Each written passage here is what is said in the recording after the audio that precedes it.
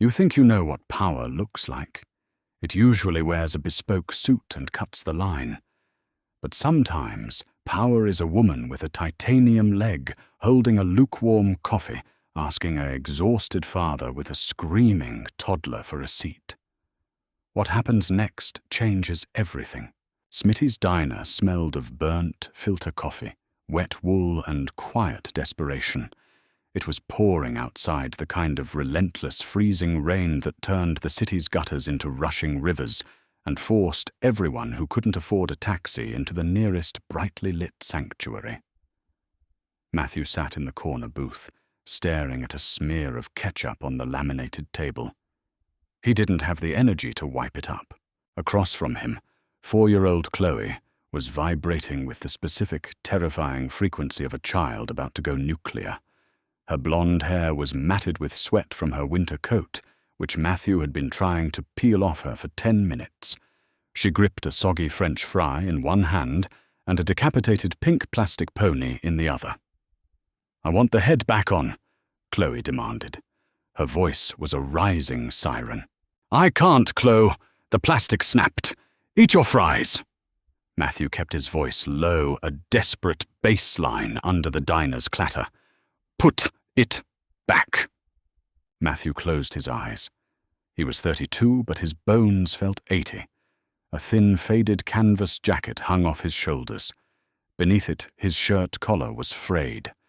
In his left pocket sat a phone with a shattered screen displaying an empty bank account and an email from his foreman that read, "Sorry, Artie, no shifts next week. Weather delay. Rent was due on Tuesday. Today was Thursday." The math was a brick wall he was currently driving his life into at 60 miles an hour. The diner was packed, shoulder to shoulder. The windows were fogged opaque with condensation. A line of shivering people stood by the door, glaring resentfully at anyone who had finished their food but dared to linger. Matthew felt the eyes on him. He was taking up a 4-seater. He had ordered 1 plate of fries and a black coffee. He was a target. Through the din of clinking silverware and overlapping conversations, a rhythmic sound approached. Thud. Click. Thud. Click. Matthew opened his eyes. She was standing at the edge of his table. Her age was hard to pin down, late 30s, maybe early 40s. She wore a dark, heavy wool coat that looked utterly unremarkable until you noticed how flawlessly it draped. Raindrops beaded on the shoulders. In one hand, she balanced a plastic tray holding a single cup of tea. In the other, she gripped a sleek, matte black forearm crutch. Her left leg, visible beneath the hem of a tailored grey trouser, wasn't a leg. It was a brushed steel and carbon fiber strut ending in a heavy-duty mechanical foot. She didn't smile. She didn't offer a polite, apologetic grimace. She just looked at Matthew with eyes the color of flint. "Can I share this table?" she asked. Her voice was surprisingly low, gravely, like she had spent the morning yelling, or maybe just hadn't spoken to anyone in days. Matthew looked from her to the empty chair across the aisle, then back to the 2 empty chairs at his booth. He looked at the heavy prosthetic. He looked at the line of impatient customers by the door. "I want the pony head!" Chloe shrieked, slamming her small fists against the table. The salt shaker rattled. Matthew winced, rubbing his temples. "Look, lady, you can sit. But I wouldn't recommend it. I'm sitting on a landmine here, and the timer just hit 0. The woman glanced at Chloe. Chloe glared back, chest-heaving tears pooling in her furious blue eyes. "I've survived worse explosions," the woman said. She didn't wait for further permission. She shifted her crutch, gripped the edge of the table, and lowered herself into the chair opposite Matthew. The movement was practiced, but clearly required effort. A faint wince tightened the corners of her mouth before vanishing behind a mask of total neutrality. She placed her crutch flat against the wall out of the way. Matthew watched her. People in this city usually avoided eye contact, especially with a struggling parent. They shot judgmental glances, whispered to their friends, and moved away. This woman just took the lid off her tea, inhaled the steam, and took a slow sip. "I'm Beatrice," she said, not looking up from her cup. "Matthew," he muttered.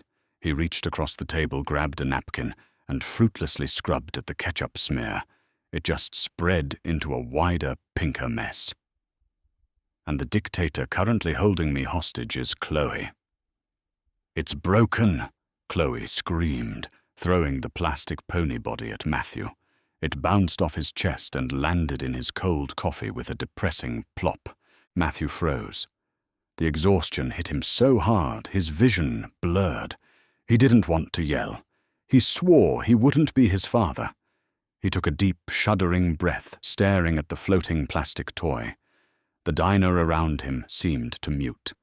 He felt the familiar heavy sink of failure in his stomach. "Hey!" A sharp, clear voice cut through his spiral. It wasn't aimed at him. Beatrice was leaning forward, her elbows on the table.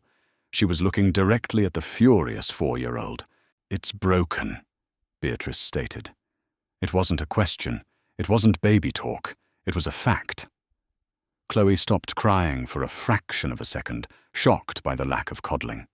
She hiccuped. "Daddy broke it." "I did not," Matthew muttered, rubbing his eyes. "You stepped on it." "Well," Beatrice said, reaching down toward her own ankle.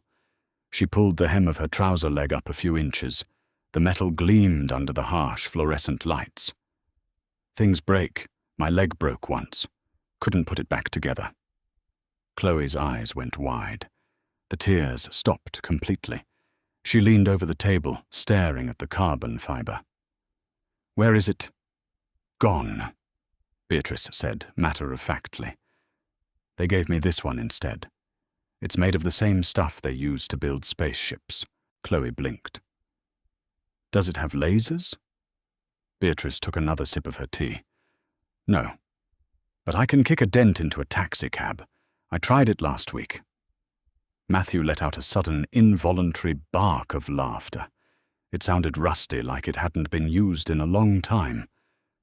He slapped a hand over his mouth, looking at Beatrice to see if she was offended. She wasn't. A tiny, almost imperceptible smirk played on her lips. Chloe looked down at her floating pony, then back at Beatrice's leg. The crisis had passed. The emotional storm broke against the immovable object of Beatrice's deadpan reality. Chloe reached out, pulled the wet plastic pony out of the coffee, wiped it on her sleeve, and began making it gallop across her plate. "Thank you," Matthew said quietly, keeping his voice down so as not to break the spell. "Distraction is the best negotiation tactic," Beatrice replied, leaning back in the vinyl booth. "Works on toddlers, works on corporate boards." They sat in silence for another 15 minutes. It wasn't the agonizing, awkward silence Matthew usually experienced when sharing space with a stranger. It was a strangely functional quiet. Matthew watched her covertly. Beatrice didn't look at her phone. Most people, especially in an uncomfortable shared space, would bury their faces in a glowing screen. She just watched the rain lash against the window. Up close, the details of her didn't match the cheap tea she was drinking. Her coat was plain, but the stitching was immaculate.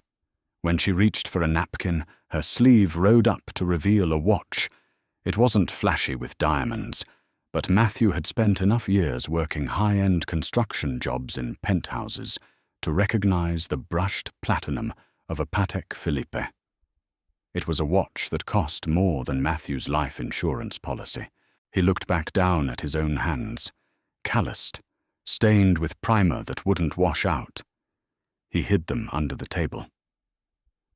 "Rough day?" Beatrice asked. Her gaze had shifted from the window. She was looking right at him. Not at his worn collar, but right into his eyes. "You could say that," Matthew replied, defensive instinct kicking in. He didn't need pity from a woman wearing a house on her wrist. Just the usual grind. "I fired 3 people today," Beatrice said. Her tone was flat. Matthew blinked, taken aback by the bluntness. Did they deserve it? Yes. She turned her teacup in a slow circle. They were lying to me. I don't tolerate liars, but it doesn't make the paperwork any less tedious. I came in here because I needed to smell cheap grease and burnt coffee. Nostalgia, reality check. Beatrice looked around the diner. My father used to run a place like this. Smelled exactly the same. Reminds me that the world doesn't care about profit margins. It just wants to stay dry. Matthew studied her. You don't strike me as someone who struggles with reality. Everyone struggles with reality, Matthew. Some people just have more expensive ways of hiding it. Outside, a massive matte black SUV pulled up to the curb, double parking directly in front of the diner's fogged window. The windshield wipers swept rhythmically. A man in a dark suit sat behind the wheel, staring straight ahead. Beatrice glanced at it, then checked the heavy watch on her wrist. She didn't move to leave. Your ride? Matthew asked, nodding toward the window. He can wait, she said. Chloe had finished her fries and was now aggressively coloring on a placemat. She looked up, pointing a blue crayon at Beatrice. Why are you sad? Matthew felt his face burn. Chloe, hey, don't ask. I'm not sad, Beatrice interrupted, looking at the girl. I'm tired. My daddy is tired too, Chloe said cheerfully. He cries in the bathroom. Matthew wanted the earth to open up and swallow him. He wanted to melt into the peeling linoleum floor. He stared at the table, his jaw clenched so tight his teeth ached. He waited for the look of pity. He waited for the polite, uncomfortable shifting of the chair. He waited for the rich woman to grab her crutch and run from the pathetic, broke dad. It's a good place to cry, Beatrice said smoothly, not breaking eye contact with the toddler. The tiles echo. Makes you sound bigger. Matthew let out a breath he didn't realize he was holding. He looked up. Beatrice was looking at him now, and the flint in her eyes had softened into something piercingly sharp. It was an assessment. She was reading him. Construction? She asked, nodding at his hands. Carpentry. Framing, mostly. Matthew swallowed his pride. When the weather holds, when the contractors actually pay on time. And they aren't paying. They're delaying. It's a game. They keep the cash in their accounts, earning interest for an extra 30 days, and guys like me get to decide between heating and groceries. He let out a bitter chuckle. Sorry, you don't want to hear this. You came in here for a reality check, not a charity case. I don't do charity, Matthew. Beatrice's voice was suddenly very cold, very businesslike. I do investments, and I despise inefficiency. She reached into the deep pocket of her coat and pulled out a sleek, unbranded leather card holder. She slid a thick, heavy cardstock rectangle across the laminated table. It stopped right next to the ketchup smear. Matthew looked at it. It was stark white. There was no logo, just a name and a phone number. Beatrice Gallagher. Matthew's stomach dropped. He didn't read Forbes, but he lived in this city. You couldn't walk 3 blocks without seeing the Gallagher name on the side of a rising skyscraper. Gallagher Real Estate Holdings. They owned half the commercial skyline. They were currently building the massive new tech campus across the river. He stared at the woman sitting across from him. The wet coat, the cheap tea, the titanium leg. Matthew started his voice, failing him. I'm the person whose general contractors are apparently playing games with their subcontractors' payroll, Beatrice said. The quiet fury in her voice wasn't directed at him. It was a terrifying systemic anger. Which means they are lying to me about their cash flow, which means my projects are at risk. She tapped a finger on the edge of the table. What's the name of your foreman, Matthew? Matthew hesitated. The cynic in him screamed that this was a trick. The rich eat the poor. They don't help them. If he gave her the name, he might get blacklisted. He might never work in this city again. But he looked at Chloe, who was now quietly drawing a very lopsided blue horse. He thought about the rent due on Tuesday. He looked back at the billionaire sitting in a dingy diner, holding a mechanical leg that she didn't hide, and a gaze that didn't flinch. Donovan. Matthew said, his voice steadying. Mike Donovan. Works under Apex Builders. Beatrice didn't write it down. She just nodded slowly, filing the name away like a bullet in a chamber. Call that number tomorrow at 9 a.m., Beatrice said, nodding to the card. Ask for Sarah. Tell her you're the carpenter from Smitty's. Bring your tools. To do what? Matthew asked, wary. To work, Beatrice said, picking up her crutch. She slid out of the booth, the hydraulic joint of her ankle engaging with a soft hiss. I fired my head of site inspections today. He was sitting in an office reading reports. I need someone who actually knows how the framing feels. Someone who knows what it costs. She stood tall, the crutch bracing her weight. The imposing aura she had stripped off when she sat down was suddenly back, filling the cramped space. Can I share this table? She asked the one-legged girl to the single dad. Then he said, Sure, if you don't mind the blast radius. Beatrice looked down at him, buttoning her coat. I like the blast radius, Matthew. It shows me who's still standing when the smoke clears.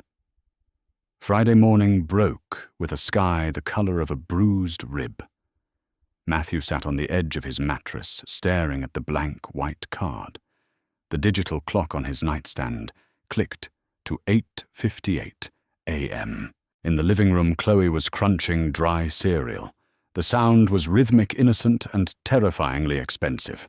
Rent was due on Tuesday. Groceries were running low. Billionaires didn't hand out lifelines to exhausted carpenters. They handed out cease and desists. The cynic in his gut told him to toss the card in the trash. It was a joke. But then he looked at his steel-toed boots, the leather cracked and heavy. He picked up his shattered phone and dialed. One ring. Gallagher Holdings office of the CEO. This is Sarah. Her voice held no warmth, just terrifying efficiency. Yeah, hi. This is Matthew. I'm the carpenter from Smitty's. The rapid clatter of a keyboard echoed through the speaker. Matthew. Yes, you're expected. Are you wearing your work boots? Yes. Good. Riverfront Campus Gate, 4 in 45 minutes. Don't be late. She hates it when people are late. The line went dead. 40 minutes later, Matthew pulled his battered Ford pickup into the mud-slicked staging area of the Riverfront campus. It wasn't just a job site. It was a small city. 4 skeletal towers of steel and concrete clawed at the low clouds. The noise was a physical weight diesel engines, hammer drills, shouting foremen. He parked between 2 gleaming supervisor trucks, feeling like a stray dog that had wandered onto a military base. Sarah was waiting at gate 4. Tailored suit, high-vis vest, white hard hat. She handed him a visitor's badge and a spare helmet without a word. Tower B, 14th floor. Follow me. The open-air buck hoist jerked violently, then began its grinding ascent up the side of the skyscraper. The city sprawled below a patchwork of wet rooftops and congested arteries. Matthew gripped the chain-link side. His stomach dropped, not from the height, but from the sheer velocity of the money moving around him. The 14th floor was an exposed expanse of concrete decking and howling wind. Beatrice stood near the edge, leaning over a sprawling set of blueprints pinned to a makeshift plywood table. She wore a heavy canvas jacket and a black hard hat. Her dark trousers were tucked into work boots, one leather, one custom-fitted over her titanium foot. 3 men in suits surrounded her, along with one sweating man in a high-vis vest bearing the Apex Builders logo.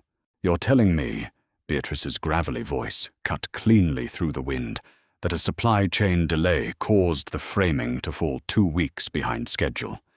Yes, Miss Gallagher, the Apex foreman stammered, wiping his brow.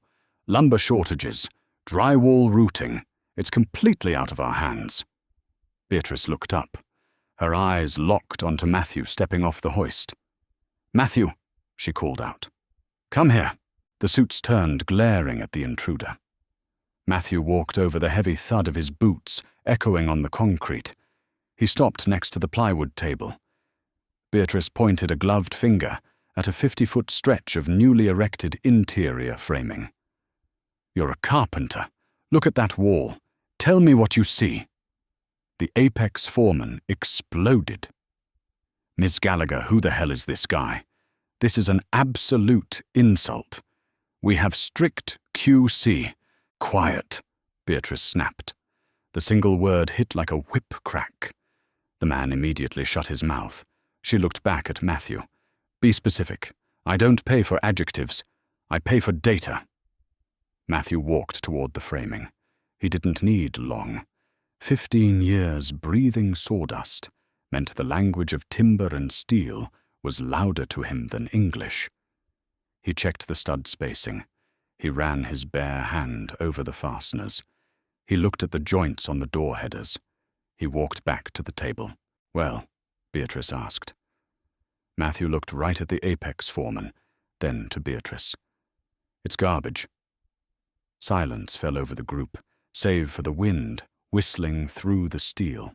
"They used 24-inch spacing on the studs instead of 16, Matthew stated flatly.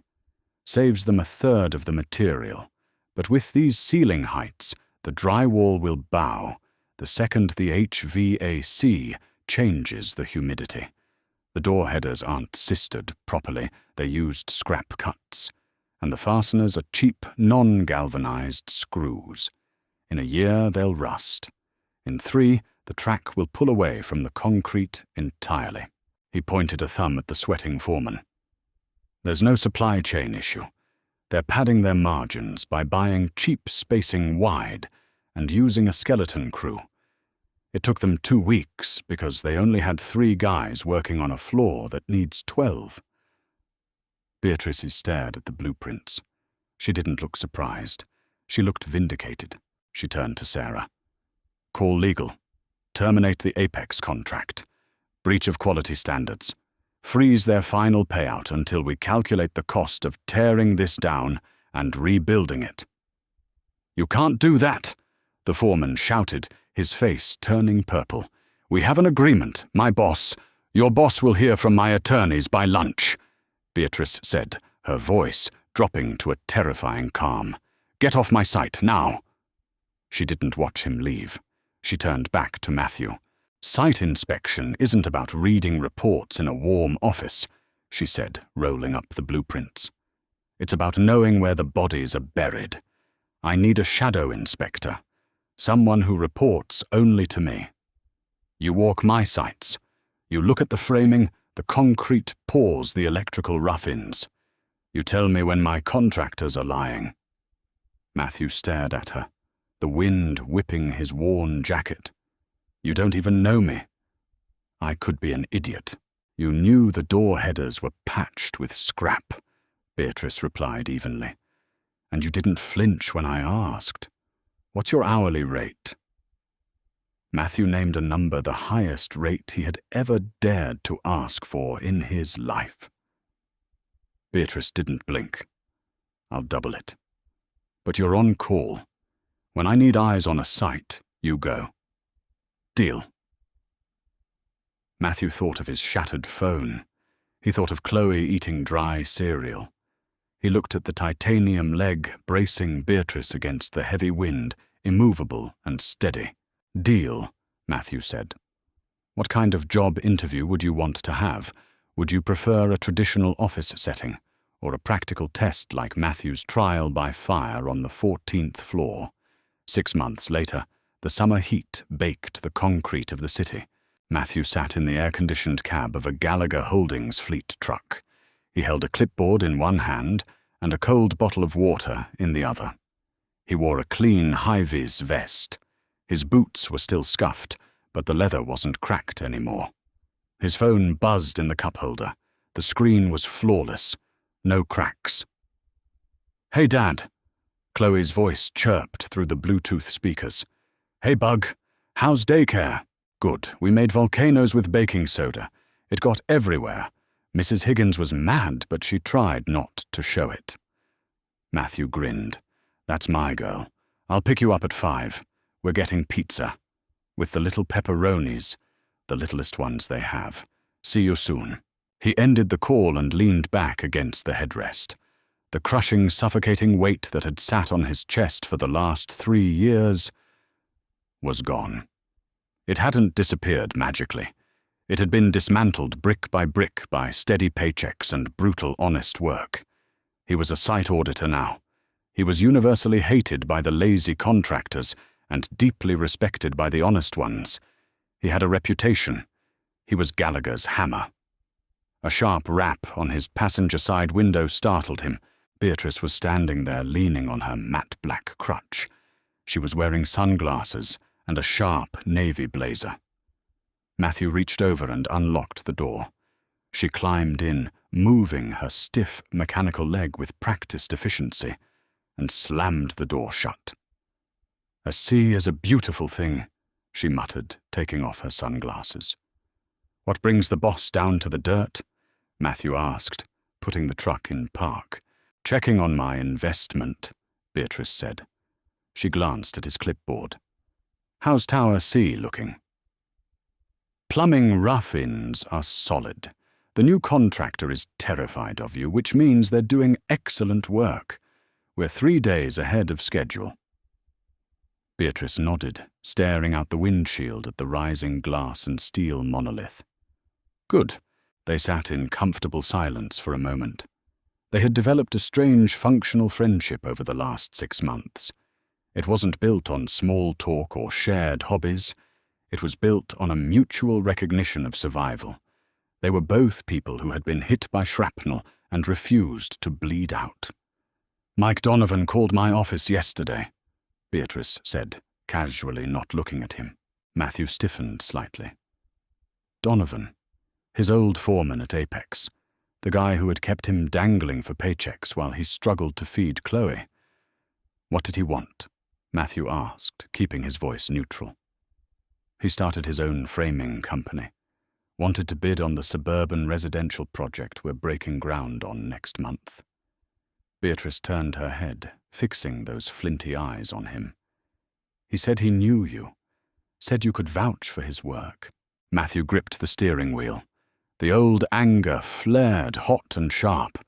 He remembered sitting in Smitty's diner, practically counting pennies to buy a plate of fries. He remembered the shame of crying in a public bathroom because he felt like a failure as a father. Donovan had known Matthew's situation. Donovan just hadn't cared. "What did you tell him?" Matthew asked. "I told him my site auditor handles all framing contractor approvals. I told him I'd leave it up to you." Beatrice was testing him again. It wasn't a test of his carpentry skills this time. It was a test of his character. Did he want revenge, or did he want to be a professional? Matthew looked out at the construction site. He watched a crane lift a massive steel I-beam into the sky. It took immense power to build something that lasts. It took almost no effort to tear something down. "Donovan cuts corners," Matthew said finally, his voice remarkably steady. "He uses cheap fasteners and he understaffs his crews. If he bids low, it's because he's stealing it from the materials or the men. He's a liability to the Gallagher name." Matthew turned to look at Beatrice. "Deny the bid." Beatrice didn't smile, but a profound look of satisfaction settled over her features. She pulled her phone from her pocket, tapped a few times, and held it to her ear. "Sarah," Beatrice said into the phone, "reject the Donovan bid. Blacklist the company name across all future projects. And order me a black coffee. I'll be back in 15 minutes. She hung up and slipped the phone back into her blazer. "You didn't do that for me," Matthew noted quietly. "No," Beatrice agreed. "I did it for the buildings. A bad foundation eventually brings down the whole house. I don't tolerate rot." She reached for the door handle, pausing for a second. She looked down at her titanium leg, then back up at Matthew. You looked like a dead man that night in the diner, Matthew. A lot of people get hit by life, and they just lie down in the rubble. They let it bury them. She adjusted her grip on her crutch. I'm glad you didn't let it bury you. I had a kid to feed, Matthew said, and a crazy lady with a metal leg kicked me into gear. A genuine rare laugh escaped Beatrice's throat, a short, raspy sound. I didn't kick you. I just pointed out the blast radius. She pushed the door open and stepped out into the crushing summer heat. The hydraulic joint of her ankle hissed softly as it took her weight. Matthew watched her walk toward the command trailer, a lone, dark figure cutting through a sea of neon vests and heavy machinery. She never walked fast, but nobody ever got in her way. Matthew picked up his clipboard. He had 2 more floors to inspect before he picked up Chloe. He put the truck in gear, feeling the solid, heavy hum of the engine beneath him. He was standing on solid ground, and he was ready to work. True power isn't about never breaking. It's about what you build with the pieces left behind. Matthew and Beatrice show us that sometimes the most profound investments we can make aren't in real estate or stocks, but in the people who refuse to stay down. If this story hit home for you, hit that like button. Share it with someone who needs a reminder of their own strength, and subscribe for more stories that dig deep into the messy, beautiful reality of being human. See you in the next one.